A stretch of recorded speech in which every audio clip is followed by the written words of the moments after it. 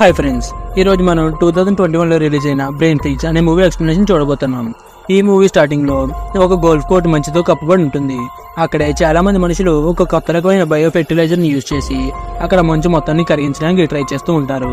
అలా ఎందుకంటే ఇక్కడున్న చాలా మంది ధనవంతులు సంవత్సరం మొత్తం పొడుక్కి కూడా ఆ గోల్ఫ్ ఆడడం కోసం అక్కడ కొత్తగా గడ్డి మొలిపించాలని ట్రై చేస్తూ ఉంటారు. ఈ తర్వాత మనం సీన్ లో చూసుకుంటే ఇక్కడ మనకి డాన్ అనే వ్యక్తి కనిపిస్తాడు. ఈ వ్యక్తి అక్కడ చాలా మంది ధనవంతులు ఉన్న ఒక ఐలాండ్ కి కాపలా కాస్తూ ఉంటాడు. అలాగే ప్రతిరోజు లాగే తను కూడా ఇప్పుడు పెట్రోలింగ్ చేస్తుంటే మనకి ఇంకొక సీన్ లో ఆండ్రే అనే ఒక అబ్బాయి కనిపిస్తాడు. ఈ అబ్బాయి ఫోన్ చూసుకుంటూ సైక్లింగ్ చేస్తూ ఉంటాడు. అలా చూసుకుంటూనే డాన్ కార్ కి ఎదుర్కొంటూ వెళ్ళిపోతాడు. కొద్ది క్షణంలోనే డాన్ ఆ యాక్సిడెంట్ చేయకుండా తప్పించుకుంటాడు. అతను డాన్ ఆండ్రే దగ్గరికి వెళ్ళి జాగ్రత్తగా రోడ్డు చూసి నడువు అని చెప్తాడు.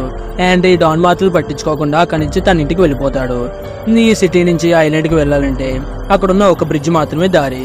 అంతేకాక దాని నుంచి వేరే దారి అనేది ఉండదు. ఎవరైనా మళ్ళీ సిటీకి వెళ్ళాలంటే ఈ బ్రిడ్జ్ యూజ్ చేసి అక్కడి నుంచి వెళ్ళాలి. ఆ తర్వాత డాన్ తన కూతురైన పెట్రిషాకు ఫోన్ చేసి నైట్ డిన్నర్ కి ఇంటికి రమ్మని చెప్తాడు. దానికి పెట్రిషా డాన్ తో నైట్ నాకు చాలా వర్క్ ఉంది కాబట్టి నేను ఇంటికి రాలేనని చెప్తుంది. ఇంకోవైపు చూసుకుంటే మనం ఇక్కడ ఆండ్రే వీడియో గేమ్స్ ఆడుకుంటూ కూర్చుంటాడు. ఆండ్రీకి ఒక సిస్టర్ కూడా ఉంటుంది. తన పేరు యానీ.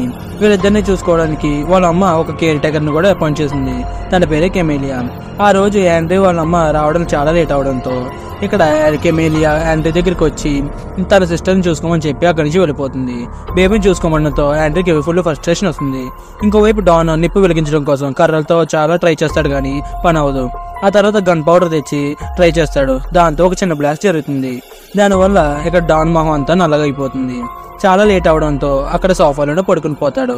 ఆ తర్వాత పెట్రిషా అక్కడికి వచ్చి తన నాన్న ఫేస్ ని చూసి నవ్వుకుంటుంది. ఇంకోవైపు చూసుకుంటే ఆండ్రీ తన సిస్టర్ ని చూసుకుంటూ చాలా అవస్థలు పడుతూ ఉంటాడు. అంతలోనే వాళ్ళ అమ్మ కూడా అక్కడికి వస్తుంది. తను చాలా టైట్ గా ఉన్న తర్వాత ఉదయాన్నే ఆండ్రీ వాళ్ళ అమ్మ ఏదో ఒక డ్రింక్ తాగుతూ కమెలియా ఇంకా యానీని చూసుకోవడానికి రాకపోవడంతో యానీని ఆండ్రీకి అప్పచెంపి తను వెంటనే ఆఫీస్ కు వెళ్ళిపోతుంది. ఇంకోవైపు చూసుకుంటే ఆ ఐలాండ్ లోనే గొప్ప ధనవంతుడైన మైకిల్ కనిపిస్తాడు. మైకిల్ ఆ బయో ఫెర్టిలైజర్ ద్వారా పెరిగిన గడ్డిని చూస్తూ అది ఇంకా ఫ్రెష్ గా ఉండడం చూసి తను చాలా హ్యాపీగా ఫీల్ అవుతాడు. ఆ తర్వాత మైకిల్ దగ్గరికి ఒక ఇద్దరు దంపతులు వస్తారు. వీళ్ళిద్దరూ చాలా దూరం నుంచి ఇక్కడికి గోల్ఫ్ ఆడడానికి వచ్చి ఉంటారు. వీళ్ళిద్దరి చేతిలో ఒక కుక్క కూడా ఉంటుంది. మైకిల్ వీళ్ళిద్దరిని కూడా బాగా రిసీవ్ చేసుకుంటాడు. అలాగే గోల్ఫ్ కోర్ట్ చూపించడానికి తీసుకెళ్తాడు. ఇంకోవైపు చూసుకుంటే ఆండ్రీ కమెలియా ఇంకా రాకపోవడంతో తన చెల్లిని చూసుకుంటూ ఉంటాడు. కానీ కమెలియా ఇంకా రాకపోవడంతో తను చాలా అల్లరి చేస్తుంది. దాంతో ఆండ్రీకి పిచ్చ కోపం వస్తుంది. అలాగే ఇక్కడ ప్యాట్రిషియా వచ్చేసి మైకిల్ దగ్గర వర్క్ చేస్తూ ఉంటుంది. మైకిల్ చెప్పడంతో తనతో కూడా గోల్ఫ్ కోర్ట్ వచ్చి ఉంటుంది. అక్కడ వచ్చిన గెస్ట్ వాళ్ళందరికీ బ్యాట్స్ అందిస్తూ ఉంటుంది. అంతలోనే డాన్ ప్యాట్రిషియాకి ఫోన్ చేస్తాడు. కానీ ప్యాట్రిషియా మాత్రం కాల్ లిఫ్ట్ చేయదు. అప్పుడు అక్కడ గోల్ఫ్ ఆడడం వల్ల ఆ హోల్ లో ఉన్న ఫెర్టిలైజర్ వెళ్లి గ్రౌండ్ లో ఉన్న డ్రింకింగ్ వాటర్ లో కలుస్తుంది. ఈ వాటర్ ని ఒక వ్యక్తి తాగుతాడు. అతను ఫ్రూట్స్ కొనుక్కోవడానికి ఒక షాప్ కి వెళ్తాడు. అక్కడే అతనికి విపరీతంగా హెడ్ఏక్ వస్తుంది. ఆ తర్వాత అతను ఇంటికి రాగానే తన పళ్ళు గ్రీన్ కలర్ లో మారిపోవడం గమనిస్తాడు. అవి ఎలా మారినాయో అసలు ఏమాత్రం ఇతనికి అర్థం కాదు. ఇంకోవైపు చూసుకుంటే తన భార్య బాత్రూమ్ లో స్నానం చేస్తూ ఉంటుంది. తను కూడా రమ్మని చెప్తుంది. ఇతను మాత్రం గ్రీన్ కలర్ పోగొట్టుకోవడానికి ట్రై చేస్తాడు. కానీ ఏ ప్రయోజనం ఉండదు. ఇతను క్రమక్రమంగా జాంబీగా మారిపోతాడు. జాంబీగా మారిన వెంటనే బాత్రూమ్ లోకి వెళ్లి తన వైఫ్ మీద అటాక్ చేసి తన పీక్ అనేది కొరికేస్తాడు. ఇంకా అమ్మాయి కూడా చాలా గట్టిగా అరుస్తూ చనిపోతుంది. అలాగే తను ఒక జాంబీలా కూడా మారిపోతుంది. ఇంకోవైపు చూసుకుంటే మైకిల్ వాళ్ళ ఇంటికి వచ్చిన గెస్ట్ లో ఇక్కడ గోల్ఫ్ ఆగి ముగించి తన ఇంటికి వస్తారు. వచ్చే దారిలో వాళ్ళు చాలా జాంబీస్ ని చూస్తారు. అలా చూసి వాళ్ళందరూ భయపడిపోతారు. అంతేగాక వాళ్ళ గెస్ట్ తెచ్చుకున్న డాగ్ కూడా జాంబీగా మారిపోతుంది. అలాగే తను వచ్చి ఒక అమ్మాయిని కరుస్తుంది. ఆ డాగ్ కరగడం వల్ల ఈ అమ్మాయి కూడా జాంబీగా మారిపోయి ఉంటుంది. అప్పుడే వాళ్ళందరి మీదకి చాలా జాంబీస్ అటాక్ చేయడానికి రావడం చూసి వాళ్ళందరూ భయంతో లోపలికి వెళ్ళి తలుపేసుకుంటారు.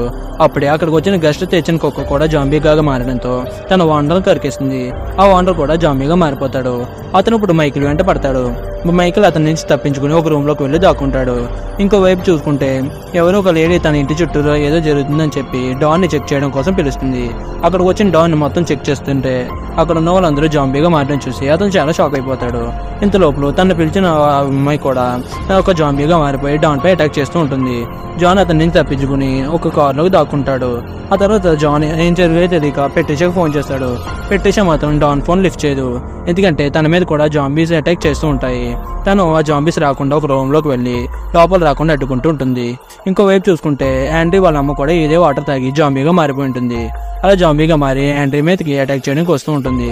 దాన్ని చూసి తనకి ఏమో అర్థం కాదు. కాదు. ఇంకా భయంతో యాండ్రీ బయటికి తీస్తాడు. అప్పుడే ఒక కారు వచ్చి యాండ్రీ వాళ్ళ అమ్మను గుద్దేస్తుంది. కానీ వాళ్ళ అమ్మకి ఏమీ కాదు, జస్ట్ ఒక కారు మాత్రం ఇరిగిపోయి ఉంటుంది. అయినా సరే తన మీద అటాక్ చేయడానికి వస్తూ ఉంటుంది. యాండ్రీ వాళ్ళ మామూలు గుద్దింది డాన్ యాండ్రీతో ఈ ఐలాండ్ లో ఏదో తప్పు జరిగింది, అందరూ జాంబీస్ గా మారిపోయి అటాక్ చేస్తున్నారు, నువ్వు ఎక్కడికన్నా వెళ్ళి దాకో అని చెప్పి డాన్ అక్కడి నుంచి కార్ తీసుకుని వెళ్ళిపోతాడు. ఆ తర్వాత యాండ్రీ మీదకి చాలా జాంబీస్ వస్తూ ఉంటాయి. అప్పుడే తన మామ్ ని ఇంటి లోపల లాగి యాండ్రీ ఆ ఇంటి డోర్స్ అన్ని క్లోజ్ చేసేస్తాడు. ఆ తర్వాత యాండ్రీ పోలీసులకు ఫోన్ చేయడం కోసం కాల్ చేస్తూ ఉంటాడు. అప్పుడే యాండ్రీకి తెలుస్తుంది మొత్తం ఐలాండ్ లో పూర్తిగా కర్ఫ్యూ విధించారని చెప్పి. ఆ తర్వాత చూసుకుంటే యాండ్రీ వాళ్ళ మామ యాండ్రీ మీదకి వెళ్తూ ఉంటుంది. అది చూసిన యాండ్రీ వాళ్ళ మామని తీసుకెళ్లి బాత్రూమ్ లో పెట్టి లాక్ చేసేస్తాడు. ఆ తర్వాత మనకి సీన్ కట్ అవుతుంది. నెక్స్ట్ సీన్ లో డాన్ తన కూతురు వర్కింగ్ ప్లేస్ కి వెళ్తాడు. అక్కడ చాలా జాంబీస్ డాన్ పై అటాక్ చేస్తూ ఉంటాయి. వెంటనే అక్కడ ఒక్కొక్క దానిపైని చంపేసి తను అక్కడి నుంచి వెళ్ళిపోతాడు. ఆ తర్వాత ఈ జాంబీ వైరస్ గురించి తెలుసుకున్న గవర్నమెంట్ మొత్తం ఆ బ్రిడ్జ్ కూల్ చేస్తారు. ఎందుకంటే ఆ వైరస్ మళ్ళీ సిటీలోకి వస్తే ప్రాబ్లం అని చెప్పి ఆ బ్రిడ్జ్ కూలిపోగానే ఆ ఐలాండ్ లో ఉన్న పవర్ సప్లై మొత్తం ఆగిపోతుంది. ఇంకా యాండ్రీలో ఫోన్ కూడా ఛార్జ్ అయిపోతుంది. ఆ తర్వాత యాండ్రీ వాళ్ళ మామని చూడడానికి వెళ్తాడు.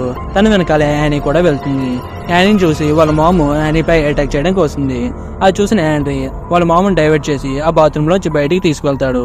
ఆ తర్వాత అనుకోకుండా వాళ్ళ ఇంట్లో ఉన్న టీవీ మీద పడి యానీ వాళ్ళ మామ తల పచ్చడి అయిపోతుంది. అక్కడే వాళ్ళ మామ కూడా చనిపోతుంది. అది చూసి యాండ్రీ చాలా బాధపడతాడు. ఆ తర్వాత యాండ్రీ ఒక నిచ్చెన వేసుకుని బయట యాండ్రీ జాంబీస్ ఉన్నాయి చూస్తాడు. అలాగే తన ఇంట్లో తన పిల్లి ఫుడ్ తింటూ ఉంటుంది. అప్పుడే యాండ్రీ ఆ డోర్ ఓపెన్ చేస్తాడు. అప్పుడు ఆ జాంబీస్ అన్ని తన పిల్లి వెనకాలే వెళ్తూ ఉంటాయి. ఇదే మంచి టైం అని చెప్పి యాండ్రీ తన చెల్లిని తీసుకుని అక్కడి నుంచి బయటకు వెళ్ళిపోతాడు. ఆ తర్వాత తన వెనకాల చాలా జాంబీస్ పడతాయి. అలాగే యాండ్రీని చుట్టుముట్టేస్తాయి. ఆ తర్వాత డాన్ వచ్చి అక్కడి నుంచి యాండ్రీని కాపాడతాడు. వీళ్ళిద్దరు ఇప్పుడు ఒక ఫుడ్ స్టోర్ లో ఉంటారు. ఆ తర్వాత డాన్ తో యాండ్రీ మనం ఇక్కడి నుంచి ఎలా తప్పించుకోవాలని చెప్పి అడుగుతాడు. దానికి డాన్ మనం ఇక్కడి నుంచి తప్పించుకునే బ్రిడ్జ్ అనేది కూలిపోయింది, కాబట్టి మనం నీటిలో వెళ్దాం అన్నా సరే ఆ నీటిలో కూడా చాలా చల్లగా ఉన్నాయని చెప్పి మనం ఇక్కడి నుంచి ఎటు తప్పించుకోలేమని చెప్పి డాన్ చెప్తూ ఉంటాడు. నిజానికి డాన్ వాళ్ళ కూతురు పెట్రిషా కూడా ఆ వైరస్ కి ఇన్ఫెక్ట్ అయి ఉంటుంది. అందుకని తన్ని ఒక కోల్డ్ స్టోరేజ్ లో పెట్టి లాక్ చేసి ఉంటాడు. డాన్ పెట్రిషాని ఎలాగైనా సరే నార్మల్ చేద్దామని చెప్పి గట్టిగా ఫిక్స్ అవుతాడు. ఆ తర్వాత డాన్ ఒక రేడియో జాకీకి ఫోన్ చేస్తాడు. అలా ఫోన్ చేసి తను మాట్లాడుతూ ఉంటాడు. ఆ రేడియో జాకీ అసలు ఈ వైరస్ ఎలా ఇన్ఫెక్ట్ అయిందని చెప్పి అని అడుగుతూ ఉంటాడు. డాన్ కూడా ఈ విషయం అసలు ఏమీ తెలియకపోవడంతో తనకి సరిగ్గా సమాధానం చెప్పలేకపోతాడు. ఆ తర్వాత అతను ఏం భయపడకండి, మేము కొంతమంది ఎక్స్పర్ట్ని అక్కడ పంపిస్తున్నాము, అలాగే గవర్నమెంట్ సర్వైవర్స్ ని కాపాడడానికి జాగ్రత్తలు తీసుకుంటుందని చెప్తాడు. దానికి డాన్ నేను 911కి ఫోన్ చేశాను, వాళ్ళు ఎటువంటి రెస్పాన్స్ ఇవ్వలేదు, అంతేకాక అసలు ఇక్కడ ఏం జరిగిందో అని చెప్పి అనుకుండా వాళ్ళు ఏం పట్టించుకోవట్లేదు, అయినా నువ్వు రేడియోలో కూడా చెప్పావు కదా ఇక్కడ సర్వైవర్స్ ని గవర్నమెంట్ అలాగే వదిలేస్తుందని చెప్పి, మరి ఇప్పుడు నాతో ఎలా ఏంటో చెప్తున్నావు అని చెప్తే దానికి ఆ జాకీ డాన్ కి సారీ చెప్పి నేను అంతా మీకు అబద్ధం చెప్పాను, మీరు ఆ ఇన్ఫెక్ట్ అయిన వాళ్ళతో ఉంటున్నారు, ఎవరికి తెలుసు మీరు కూడా ఇన్ఫెక్ట్ అవ్వచ్చు కదా అని చెప్తాడు. దానికి డాన్ కోపం వచ్చి అక్కడ ఫోన్ పెట్టేస్తాడు. ఆ తర్వాత యాండ్రీ డాన్ తో నువ్వు నీ కూతురిని క్యూర్ చేయాలనుకున్నావు కదా, మనం ఈ వైరస్ ఎలా వ్యాపించిందో తెలిస్తే దానికి వ్యాక్సిన్ కనిపెట్టచ్చు, అలాగే నీ కూతుర్ని కూడా బాగు చేయొచ్చు అని చెప్తాడు. దానికి డాన్ ఇది వాటర్ ద్వారా స్ప్రెడ్ అయి ఉండొచ్చు, అందుకే మనుషులందరికీ ఇంత ఫాస్ట్ గా స్ప్రెడ్ అయిందని చెప్తాడు. దానికి మన యాండ్రీ కూడా ఒప్పుకుంటాడు. ఆ తర్వాత డాన్ ఈ వైరస్ అటాక్ మొత్తం టెర్రరిస్టులు చేసి ఉంటారని చెప్పి అంటాడు. దానికి యాండ్రీ మాత్రం నవ్వుకుంటాడు, ఎందుకంటే ఈ ఐలాండ్ లోకి టెర్రరిస్టులు రావడం చాలా కష్టమై ఉంటుంది. ఆ తర్వాత మార్నింగే వీళ్ళందరూ కూడా బయటికి వెళ్తారు. డాన్ తన కూతురుని కూడా బయటికి తీసుకొస్తాడు. తన కూతురు మెడకి ఏదో ఒక ఇనుప కవచం పెట్టి ఉంటాడు. వీళ్ళందరూ బయటికి రాగానే అక్కడికి చాలా జంబీస్ వచ్చి అటాక్ చేస్తూ ఉంటాయి. వీళ్ళందరూ అక్కడి నుంచి తప్పించుకుని ఏదో విధంగా ఒక కారులోకి వెళ్ళిపోతారు. ఇంకో వైపు చూసుకుంటే కమిలి ఆ రేడియో జాకీ ఫోన్ చేసి ఆ ఐలాండ్ లో చాలా మంది సర్వైవర్స్ ఉన్నారు, మీరందరూ వాళ్ళకి ఏదో హెల్ప్ చేయండి అని చెప్తారు. దానికి జాకీ ఆ వైరస్ ఆ ఐలాండ్ లో ఉన్నంత మాత్రానే మనుషులందరూ సేఫ్ గా ఉంటారు, ఒక్కసారి ఆ వైరస్ సిటీకి వచ్చిందంటే దాన్ని వ్యాప్తి చెందడం అసలు ఏమాత్రం ఎవరి వల్ల కాదు, దాన్ని ఆపడం అని చెప్పి చెప్తూ ఉంటాడు. ఆ తర్వాత ఆ ఐలాండ్ లోకి ఇద్దరు అమ్మాయిలు ఒక బ్రీఫ్ కేసు ఒక గన్ తీసుకుని వస్తారు. వీళ్ళిద్దరూ వాళ్ళకి కనిపించిన జాంబీస్ అన్నింటినీ కూడా కాల్ చేస్తారు. ఆ తర్వాత వీళ్ళిద్దరూ మైకిల్ దగ్గరికి వెళ్తారు. మైకిల్ వీళ్ళిద్దరూ తను కాపాడడానికి వచ్చారనుకుంటారు. అలాగే ఈ జాంబీస్ కి సంబంధించిన డాక్యుమెంట్స్ అన్ని నేను కాల్ చేశాను, నా దగ్గర ఉన్న ఫెర్టిలైజర్స్ మొత్తం తీసుకువెళ్ళండి, అలాగే ఆ గ్రాస్ ని కూడా నాశనం చేసేయండి అని చెప్పి వాళ్ళతో చెప్తాడు. వీళ్ళిద్దరూ ఆ వైరస్ యొక్క యాంటీడోట్ తీసుకొచ్చి ఉంటాడు. మైకిల్ ఆ యాంటీడోట్ చెక్ చేస్తున్నప్పుడే వాళ్ళిద్దరూ మైకిల్ పట్టుకుని ఆ వైరస్ మైకిల్ లోకి పోసేస్తారు. మైకిల్ కూడా ఒక జాంబీలా మారిపోతాడు. ఇంకోవైపు చూసుకుంటే డాన్ వాళ్ళందరూ కూడా వాటర్ ప్లాంట్ దగ్గరికి వస్తారు. డాన్ యాండ్రీతో నీ చెల్లెల్ని ఈ కారులోనే పెట్టు అని చెప్పి డాన్, యాండ్రీ, తన కూతురు కూడా అక్కడి నుంచి లోపలికి వెళ్తారు. లోపలికి వెళ్ళిన వెంటనే డాన్ కూతురు పరిగెట్టుకుంటూ వెళ్ళి ఒక నీటిలో దూకేస్తుంది. తను కాపాడడం కోసం డాన్ కూడా దాంట్లోకి దూకుతాడు. అప్పుడే దాంట్లో పూర్తిగా జాంబీగా మారిన ఒక జాంబీ బయటకు వస్తుంది. దాన్ని చూసి డాన్ భయపడుతూ ఉంటాడు. అప్పుడే యాండ్రీ అక్కడ సౌండ్ చేయడంతో ఆ జాంబీ కూడా వెళ్తుంది. అంతేకాక బయట ఉన్న చాలా జాంబీస్ కూడా యాండ్రీ వెనకాల వెళ్తాయి. యాండ్రీ అతి కష్టం మీద కారులోకి వెళ్ళి లాక్ చేసుకుంటాడు. డాన్ తన కూతుర్ని పైకి లాగడానికి ట్రై చేస్తున్నప్పుడు తన చెయ్యి ఊడొచ్చేస్తుంది. డాన్ ఏదో విధంగా కష్టపడి తన కూతుర్ని పైకి లాగుతాడు. అలాగే చాలా కష్టపడి కారులోకి వచ్చేస్తాడు. తన చేతిలో ఊడిపోయిన చెయ్యి కూడా ఉంటుంది. అక్కడ యాండ్రీకి ఆ కారులోనే ప్యాట్రిషియా ఫోన్ దొరుకుతుంది. ఆ ఊడిపోయిన చెయ్యితో లాక్ ఓపెన్ చేస్తాడు. ఇంకోవైపు చూసుకుంటే ఆ ఫెర్టిలైజర్ కంపెనీ పంపిన ఇద్దరు అమ్మాయిలు కూడా ఆ గ్లాస్ దగ్గరికి వెళ్ళి అక్కడ విరుగుడు మందు వేస్తాడు. దాంతో ఆ గడ్డిలో ఉన్న ఇన్ఫెక్షన్ మొత్తం కూడా పోతుంది. ఇంకోవైపు డాన్ వాళ్ళందరూ మైకిల్ వాళ్ళ ఇంటికి వస్తారు. ఎంత కొట్టిన తలుపు తీగిపోవడంతో వెనక డోర్ నుంచి డాన్ లోపలికి వెళ్ళి డోర్ ఓపెన్ చేసి వీళ్ళందరినీ లోపల తీసుకెళ్తాడు. ఆ లోపలికి వెళ్ళి చూస్తే అక్కడ ఒక కుక్క ఉంటుంది. ఆ కుక్క ఒంటి నిండా గడ్డి ఉంటుంది. అయినా సరే అది ఇంకా బతికి ఉంటుంది. దాన్ని చూసి వీళ్ళిద్దరూ చాలా భయపడిపోతారు. ఆ తర్వాత యాండ్రీని తన చెల్లి దగ్గరికి వెళ్ళమంటాడు. తను చెల్లి దగ్గరికి వెళ్ళి డాన్ వేరే వైపు వెళ్తాడు. తను ఆ చెల్లి దగ్గరికి వెళ్ళి చూస్తే అక్కడ యానీ ఉండదు. డాన్ అక్కడ తిరుగుతూ ఉన్నప్పుడే డాన్కి అక్కడ ఒక టైం బాంబ్ కనిపిస్తుంది. ఆ టైం బాంబ్ పెట్టింది వేరెవరో కాదు, ఆ ఫెర్టిలైజర్ కంపెనీ అమ్మాయిలే పెట్టుంటారు. ఎందుకంటే ఎవిడెన్స్ మొత్తం కూడా ఈ ఐలాండ్ లోనే నాశనం చేయాలని చెప్పి వాళ్ళిద్దరు అనుకుని ఉంటారు. ఆ తర్వాత డాన్ కష్టపడి ఆ బాంబ్ ని డిఫ్యూజ్ చేసేస్తాడు. ఆ బాంబ్ పేలకపోవడం చూసి అమ్మాయిలకు డౌట్ వచ్చి మళ్ళీ ఆ ఇంటికి వస్తారు. అక్కడ వచ్చి చూస్తే అక్కడ యానీ ఉంటుంది. యానీకి ఒక అమ్మాయి ఒక ఫెర్టిలైజర్ తినిపిస్తుంది. ఆ తర్వాత వీళ్ళిద్దరు వెళ్ళి దాక్కుంటారు.